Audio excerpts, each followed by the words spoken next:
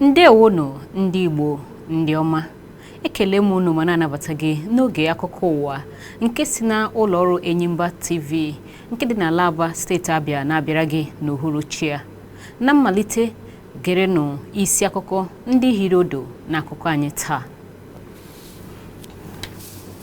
Ọchịchị etiti ekwuola na enweghị ihe ọbụla dịka ntụle nke ihiwe ogige ndị agha mba ofesi n'ala Naịjirịa.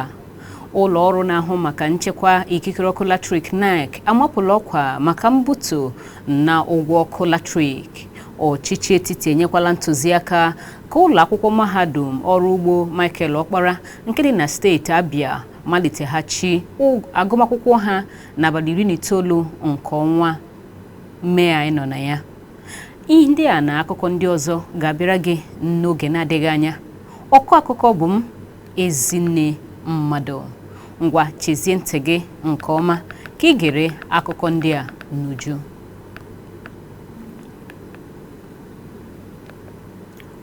Ọchịchị etiti enyela nkọwa doro anya ugbu a na enweghị ihe ọbụla nke dị ka mkparịta ụka ya na ndị mba ofesi dịgasị iche iche na-eme n'ihe metụtara hiwe nke ogige ndị agha soja na ala anyị bụ Naịjirịa. Onye minista na-ahụ maka ozi na nhazi ya bụ Mohammed Idris Malagi mere ka mara nke a n'otu ozi nke zipụrụ ụnyaahụ bụ Mọnde. Mgbe ọ na-enyekwu nkọwa doro anya na gbasara okwu a, Idris gara n'ihu kwuo na ọchịchị etiti enweghị ihe ọbụla dịka mkparịta ụka nke dị n'etiti ya na mba ndị nọ na mba ndị ọzọ n'ihe metụtara nhiwe nke ụlọ ogige ndị agha soja n'ala anyị maọbụkwa nnata ozi dị otu a maka nke ahụ. Dịka ọ gara n'ihu gbaa ụmụ Naịjirịa ume nakwa ọhaneze ka ha kpasoga n'akụkụ ihe ọbụla bụ ozi nke kwuru okwu metụtara nke a na-akọwa na ihe gọọmenti jiri kpọrọ ihe ugbu a ka bụkwa mmekọrịta nke dịbu adị n'etiti ya na mba ndị ọzọ, bụkwanụ nke eji na-eleba anya n'ihe metụtara ọnọdụ nchekwa nakwa ihe isi ike ndị na-eche ala Naịjirịa ihu. Ụlọ ọrụ nchekwa ọkụ latrik akpọrọ NEC n'aha mkpirisi amapụla ọkwa maka ụgwọ ọkụ ọhụrụ maka ọnwa Mee nke afọ 2024, bụkwanụ nke ahụ tara ihe dịka mbutu n'ụgwọ ọkụ nke latrik maka ndị ahịa ha. Ụlọ ọrụ NEC kọwara na mkpebi a na-abịa dịka enwechara nnyocha nke atụrụ anya na mmiri mee n'ihe metụtara otu ihe si dịrị ugbu a na-adabere n'otu ọnọdụ si na-adị n'akụnụba, bụkwanụ nke ekwupụtara n'otu ozi nke ndị isi benyere aka na ya ụnyaahụ bụ Mọnde. Nke a na-abịa dịka otu jikọrọ ndị ọrụ Nigerian Labour Congress nakwa ndị ogbu ha nke ndị agha Trade Union Congress yichara egwu na ha ga-agbachi ihe ọbụla bụ ihe omume nke ha na-eme n'obodo a ma ọ bụrụ na ọchịchị etiti esi ọnwụ gaa n'ihu na mbugo nke ahụ ha ebugoro ụgwọ ọkụ latrik. Onye kọmishọna na-ahụ maka ogbe nke steeti Lagos bụ Tokunbo Wahab ekwupụtala na Lagos dịka obodo nke mmiri gbara okirikiri ka a na-ebu amụma na mmiri nwere ike irikpu ya n'ime afọ 50 na-abịa abịa. Wahab kwupụtara nke a mgbe ọ na-agbachitere nkwatusi ụlọ ndị nke na-aga n'ihu n'ụfọdụ akụkụ nke steeti ahụ, ebe ọ kọwara na ụfọdụ ndị na-ebe akwa ugbu a ọtụmadụ ndị nke bi n'otu ogige ebe nkwatu na-aga n'ihu nke akpọrọ Mende Estate Villa na Lagos, bụkwanụ nke mere n'ụbọchị Satọde. Mgbe ọ na-ekwu okwu n'otu ihe omume nke ajụjụ ọ na-agbara ya n'ụbọchị Sọnde, onye kọmishọna ahụ mesiri ya ike mkpa ọ dị ka ndị mmadụ nye aka hụ na a ga-echebe ngwongwo nke ndị steeti ahụ nwe ma si otu ahụ mee ka ya bụ amụma eburu ghara ịbịa na mmezu. O mesiri ya ike na gọọmenti dị njikere ịhụ na a ga-ebelata maọbụ gbochie mmetụta nke oke ide na-enwe gburugburu steeti ahụ. Ụlọ ọrụ na-ahụ maka agwa nrụrụ aka nakwa ụmụ ụfọdụ agwa ọjọọ ọzọ ndị yiri ha ICPC n'aha mkpirisi adụọla ndị ji otu afọ ejiri ala nna ozi na steeti Ọshụn ọdụ ka ha bụrụ ndị nke ga-esonye na ọgụ a na-alụ megide nrụrụ aka nakwa ụfọdụ agwa ndị ọzọ jọgburu onwe ha na njọ n'ala anyị bụ Naịjirịa. Odoziakụ Winifred Mgboro onye isi nke ngalaba na-ahụ maka mmepe anya nakwa mmụta nke ụlọọrụ ICPC nke ọfịs ha dị na steeti Ọshụn bụ ya nyere ya bụ ndụmọdụ n'otu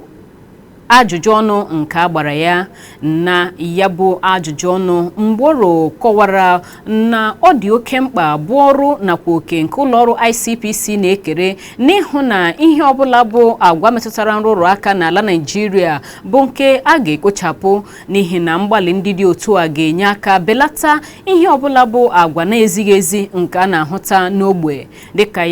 dịka nwata nwaanyị a siri kọwaa na ụlọọrụ kọmishọn ahụ agaghị ada mba n'ihu na a ga na-eme ka a na-enwe ozi ndị nke a ga-eji zachapụ ụfọdụ agwa ọjọọ ndị a dị ize ndụ n'obodo anyị. Ka o si na-adị, Mgboro gakwara n'ihu kwuo na ụlọọrụ ahụ ga-anọgide na-eso ụfọdụ ngalaba ọrụ gọọmenti ndị gbapụtara ihe na-arụkọ ọrụ ọnụ iji hụ na obodo anyị ga-abụ nke na-agaghị enwe ụdị ọbụla nke agwa nrụrụ aka nakwa erubeghị isi n'ụdị ọbụla.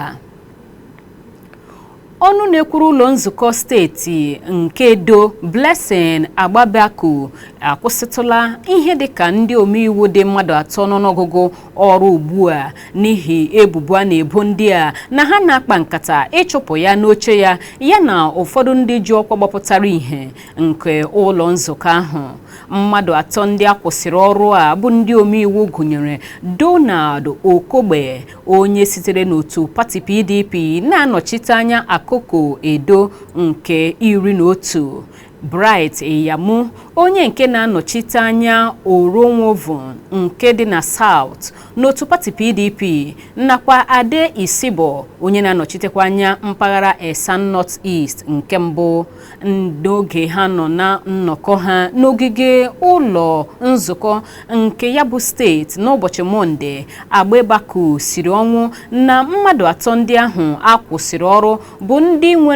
nwere agba na-akwado ha na-anọghị n'ụlọ nzukọ ahụ, bụkwanụ ndị akọwara na ebumnobi ha bụ na-achọ nsogbu ma si otu ahụ na-anwa ịchụpụ ndị isi nke ya bụ ụlọ nzukọ. Ọ gakwara n'ihu bụ ebubo na ụfọdụ ndị ka akọwara na ha kpọọ dibịa anya nzu bata n'ogige ụlọ nzukọ ahụ n'etiti ime abalị n'abalị mbụ nke ọnwa Mee afọ a, dịkwa ka ha were ụfọdụ ihe ndị dịka anwansi nke ha bịara mee ebe ahụ chakwara ọtụmọkpọ ndị nke ha dotara ogige ụlọ nzukọ ahụ.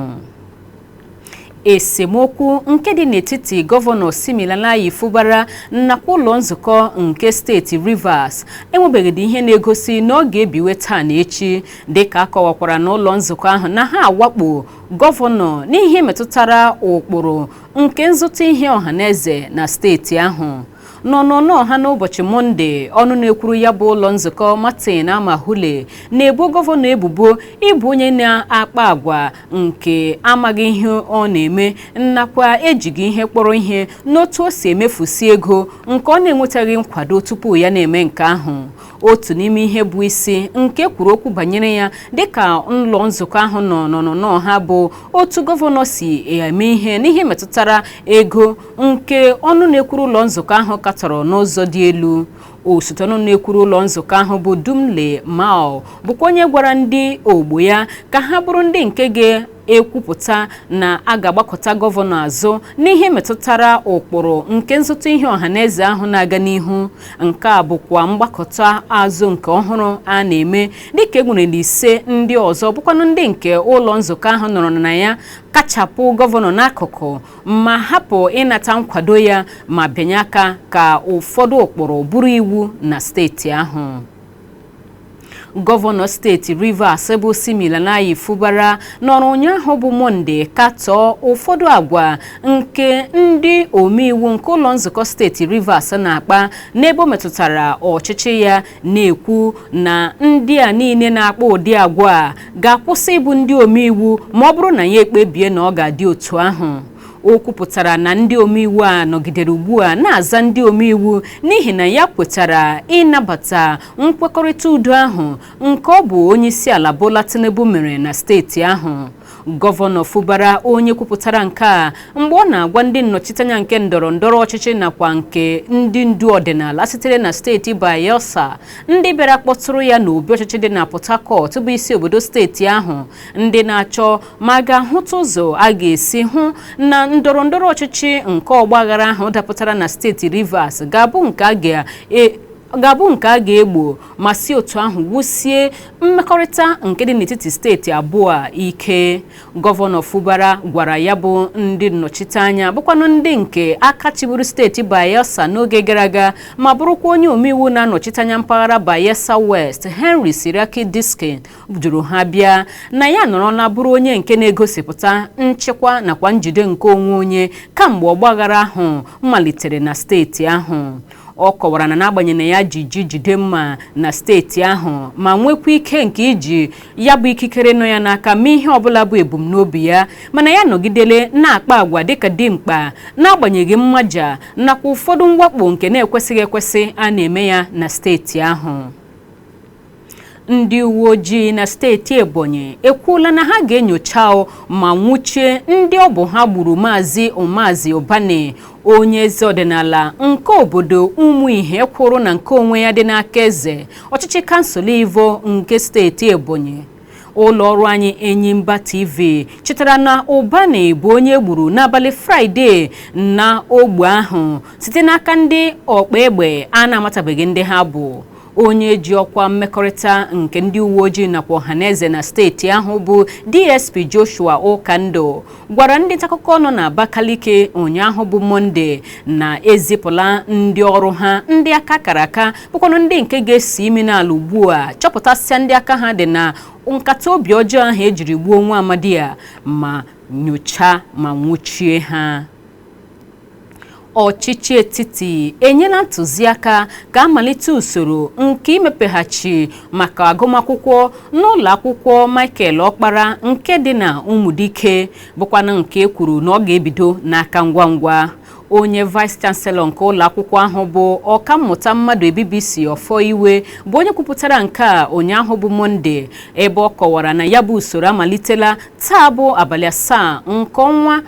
Mee bụkwanụ nke a kọwara na ọ ga-akụrụ ọnụ n'abalị 19 nke ọnwa Mee a bụ mgbe ụmụ akwụkwọ ga-amalite lọtaghachiwa n'ogige ụlọ akwụkwọ ahụ. Ọ kọwara na ọchịchị etiti ka ha nyochachara ihe ndekọ nke nyocha otu panel ehiwere ka enwechara ọgbaghara na njegharị iwe nke emere na ya bụ ụlọ akwụkwọ nyere ntụziaka na nwata akwụkwọ ọbụla ga-akwụ ihe dịka 10,000 naira 25 tupu ya bụrụ onye nke a ga-anabataghachi n'ụlọ akwụkwọ ahụ. Onye VC agakwara n'ihu kwuo na nwata akwụkwọ ọbụla ga-ede akwụkwọ arịrịọ mgbaghara nakwa nke ga-enwe akwụkwọ nkwenye nke sitere n'otu ụlọ ikpe ukwu nke ga-esonye na ihe ndị nke a ga-esi n'akara ịntanetị zigara onye isi nke ngalaba ọmụmụ ihe ha dịka a ga-emepe mbụkwanụ mgbe ha ga-akpa nke ha ji n'aka wee lọtaghachi n'ụlọ akwụkwọ. Ụlọ ọrụ anyị Enyimba TV chetara na agbachiri ụlọ akwụkwọ ahụ site n'aka ndị isi mbụkwanụ nke sochiri njegharị iwe nke ọgbaghara na ime ihe ike jupụtara na ya nke mere na ogige ụlọ akwụkwọ ahụ n'abalị 6 nke ọnwa Febụwarị afọ a ebe mebisiri ukwutukwu ngwongwo nke ogige ụlọ akwụkwọ ahụ nke were okpotokpo ego. Ọ ka bụkwa na oge akụkọ ụwa n'Enyimba TV ka ị na-ekiri. Akụkọ ndị ọzọ nke m ji n'aka ga-abịara gị ngwa ngwa m lọtaghachiri. Nọsi ike ebe ahụ na-ege ntị, anyị na-abịa.